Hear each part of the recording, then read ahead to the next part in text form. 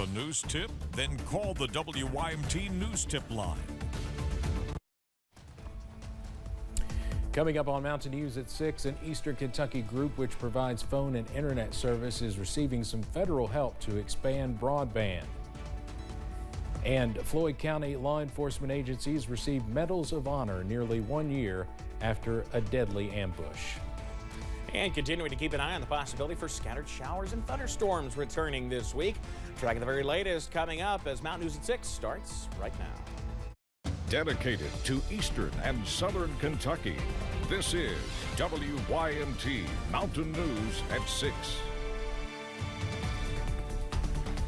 An Eastern Kentucky internet provider has received a grant from the USDA expanding high-speed internet service. WYMT's RJ Johnson has more on why this is so important. People's Rural Telephone Co-op has received more than $18 million in grants and loans from the USDA to support broadband connection in Breathitt and Lee counties. This loan grant is going to provide those folks with some quality broadband they desperately need for education, for work, for health care, all the things we have to have. People's Rural Telephone Corporation CEO Keith Gabbard says he has seen the need for this project within the two counties. Well, I think those are two counties that are probably two of the more poorly served counties for broadband in Eastern Kentucky. They're mostly either wireless or it's copper. He says ever since the COVID-19 pandemic, the need for a better quality of connection has increased when it comes to work from home jobs and education. You know, people can stay at home and get good paying jobs with benefits, never have to leave the house if they've got good internet.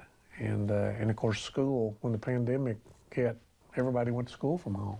If you didn't have good internet, you know, you were struggling. You were going to McDonald's or the library, somewhere to get your free internet. He says another reason why this grant is helpful is because it is expensive to add broadband connection in rural areas because of decreased populations turning into decreased returns of investments. Without that, you really can't afford to build it and make a business case.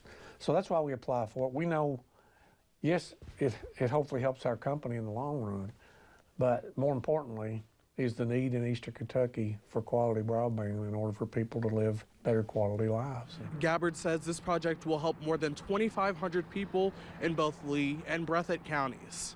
In McKee, RJ Johnson, WYMT Mountain News.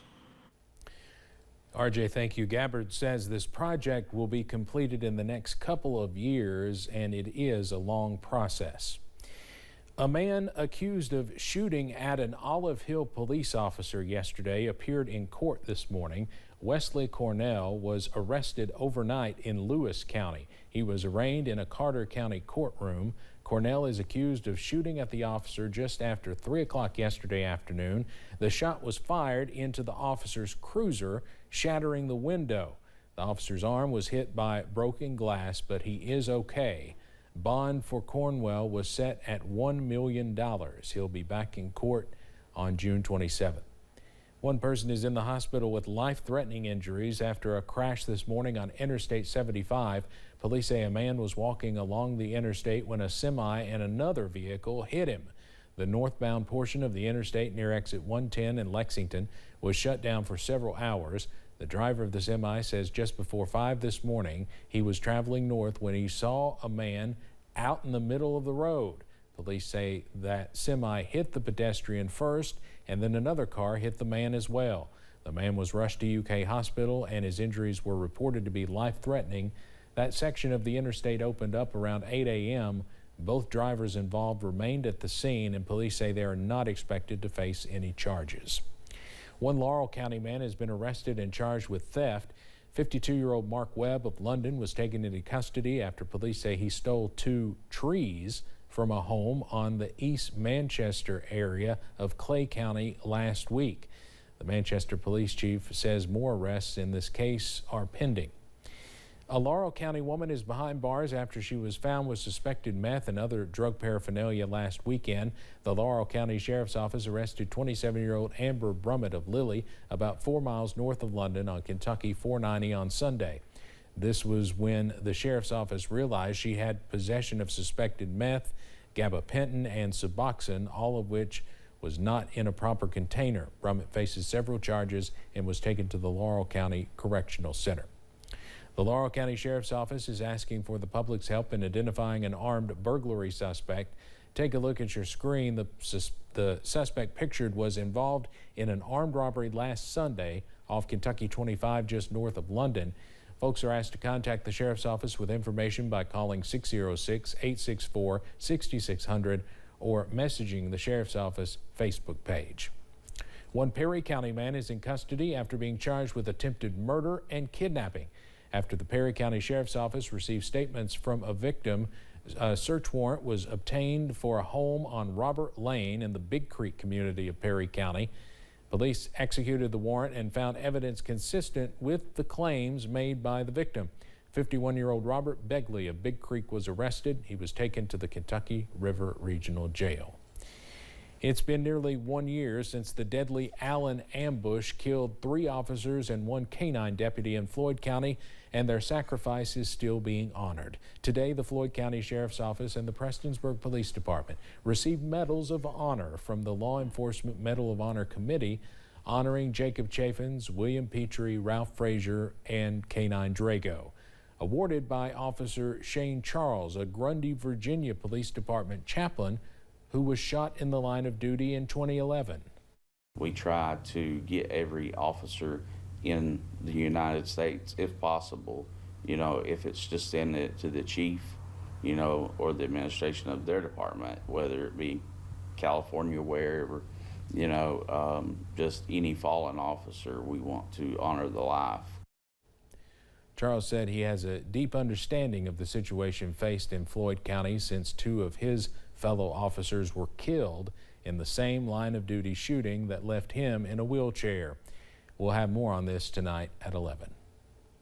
In Montgomery County, Mount Sterling police say they believe they have identified the person behind KKK flyers that were placed in neighborhoods. A police sergeant says the information has been referred to Kentucky State Police and the FBI. Social media posts this past weekend show flyers found at homes in Paris and Mount Sterling. Police are now asking for any surveillance video or descriptions. One Central Kentucky school district will be making some changes to stop racial harassment in schools. It comes after an investigation by the Department of Justice. Susan and Jonas Hill say their daughters were the targets of racial harassment during their time in Madison County schools. Back in 2020, some of Macy Hill's peers added her to a social media group chat, and racial slurs poured in more than 300 times. She shared the screenshots on social media, and the post went viral. I think that this post really opened people's eyes to see the racism that, we're still dealing with today. Our sister station WKYT reached out to Madison County Schools about this agreement. They said in part, quote, the district will continue working closely with the U.S. Department of Justice to implement policy and procedural changes outlined in the agreement.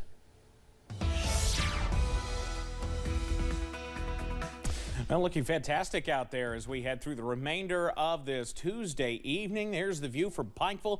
Nothing but sunshine. 71 degrees as well. Looking pretty nice outside. We talked about temperatures all day long. Low to mid 70s out there. 75 Manchester and London and Harlan, and toward Middlesboro and Monticello and Jacksboro. Popular number. Low to mid 70s elsewhere. Mid 60s out in Wise. The dry air continues. How about dew points in the upper 40s in parts of Jonesville and Irvin?